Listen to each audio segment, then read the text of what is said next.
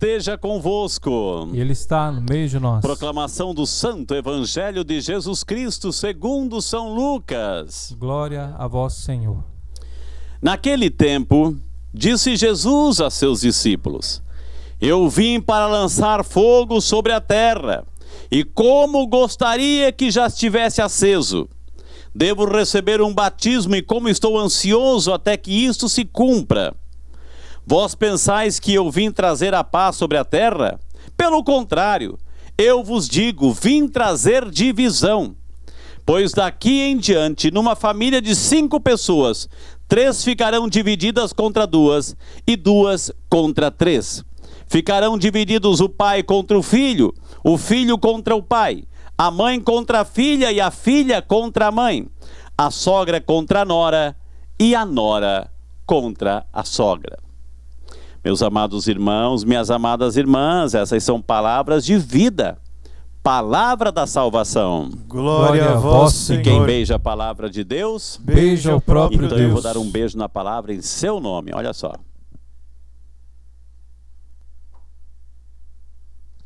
Podemos sentar aí na sua casa sem perder a ambiência, aquele ambiente bonito, sereno, espiritual, propício para este momento tão oportuno.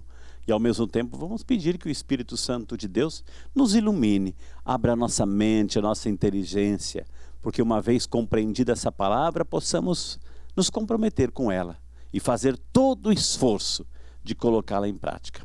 Amém? Meu amado, minha amada, é muito interessante hoje o que a liturgia, a igreja nos propõe como um bloco de leituras, né? É muito interessante hoje, Dia dos Pais, segundo domingo de agosto, né? A gente ouvir um evangelho, bem que poxa, a igreja podia trocar do evangelho do dia de hoje, assim, afinal de contas, Dia dos Pais, né? E a gente ouve um evangelho assim, ó, o pai contra o filho contra o pai, a mãe contra a filha contra a mãe. Poxa vida, né? No Dia dos Pais, um evangelho desse, né? Mas eu tenho certeza absoluta que a mensagem é tão profunda, tão bonita, tão comprometedora, né, que a gente vai entender que essa leitura sim deveria ser lida hoje, com a graça de Deus. Vamos por parte. A primeira leitura é interessante, a leitura do profeta Jeremias. Eu gosto sempre de ajudar você a contextualizar o que está acontecendo. Quando a gente entende o que está acontecendo, aí a gente entende o porquê desta leitura.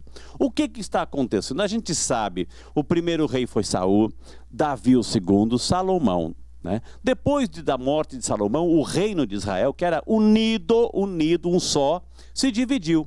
Reino do norte e o reino do sul.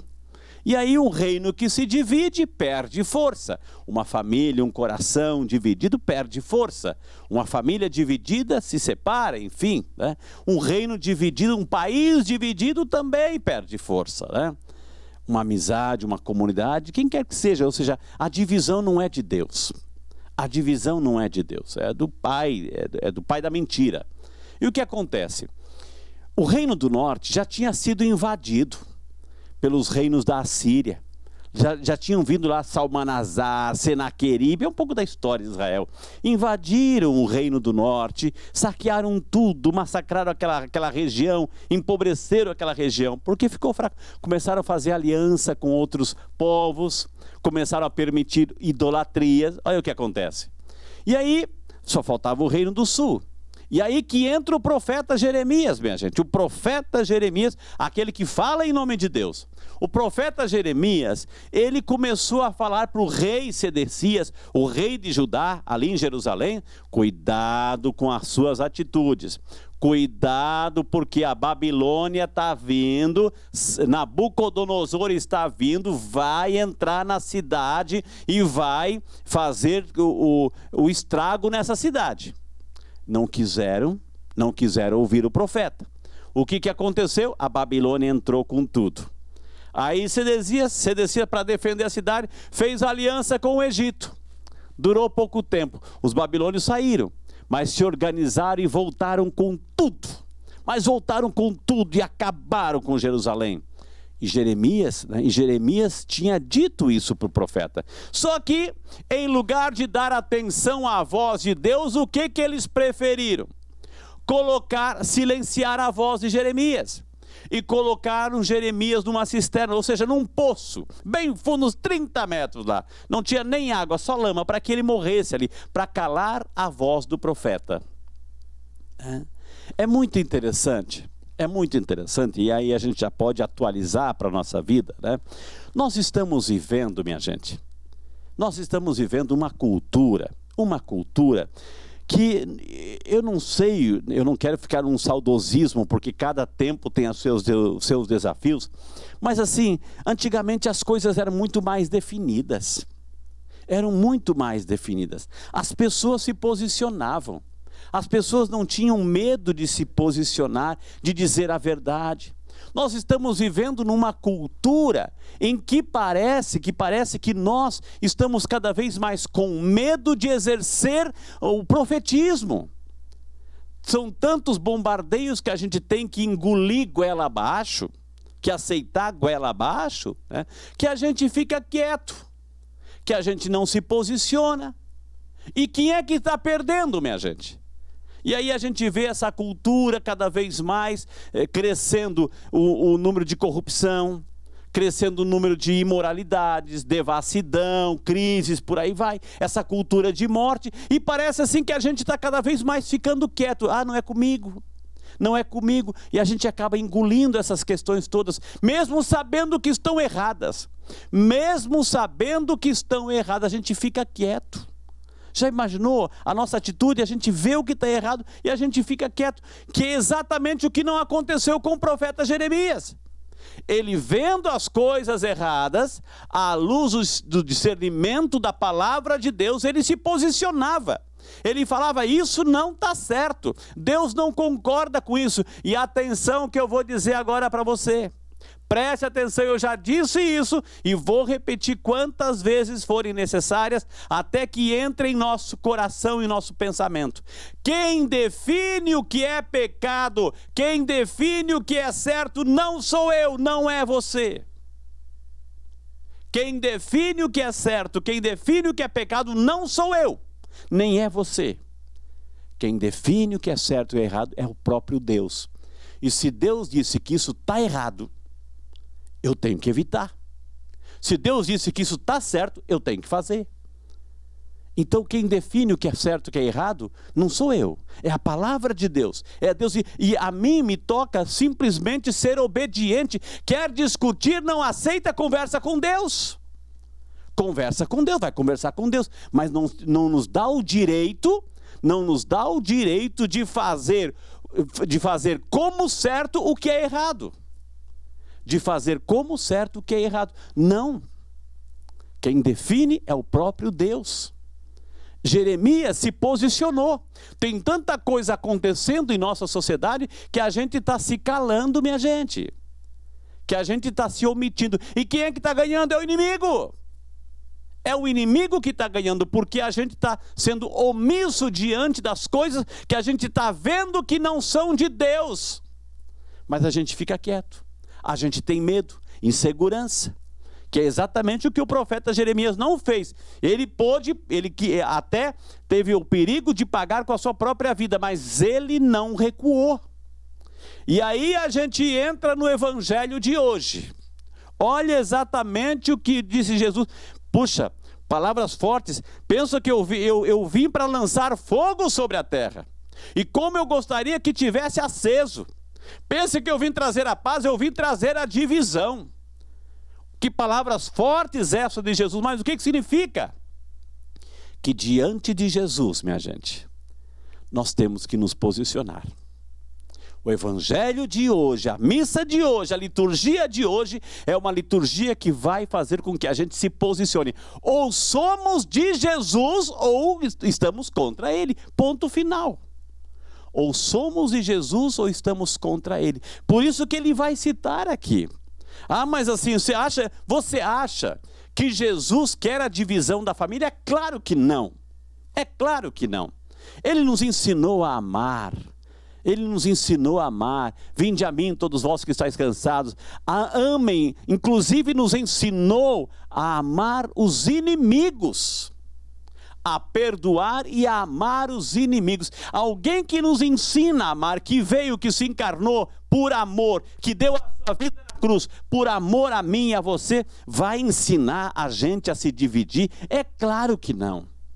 Jesus quer, o que Ele mais quer, é a unidade, a comunhão da família, dos amigos, das pessoas. Ele veio para unir e não para dividir, não para separar. Mas então o que está dizendo o Evangelho de hoje? Uma família de 5 pessoas, 3 contra 2, 2 contra 3, e por aí vai. O que está ensinando Jesus é a gente tem que se posicionar. Aquele que é de Jesus, aquele que é de Jesus, que se entrega, que se abandona, que faz a opção por Jesus, que aceita Jesus como seu projeto de vida, esse vai sofrer as consequências.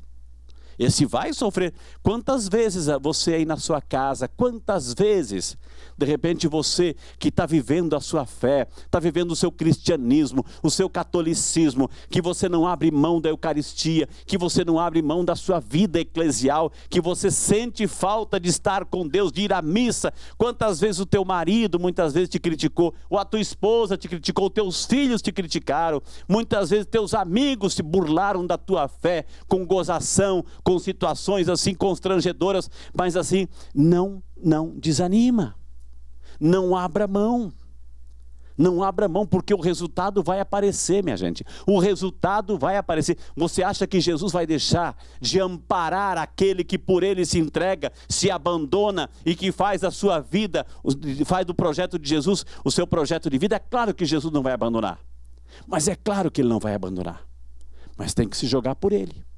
E quando a gente se joga por Jesus, temos que colocar em prática o que ele ensinou, aquilo que para ele é o correto. Então, meu amado, minha amada, a liturgia de hoje é uma liturgia de posição. Ou a gente se entrega, se abandona, acredita, faz do projeto de Jesus o nosso próprio projeto, ou a gente está, o que eu vou dizer agora, presta atenção no que eu vou dizer agora.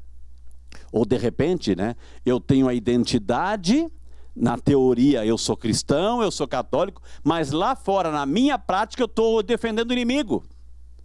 É como eu colocar a camisa daquele time que eu gosto e lá fora eu estou torcendo para o outro. Na minha prática eu estou torcendo para o outro. Isso é incoerência, minha gente.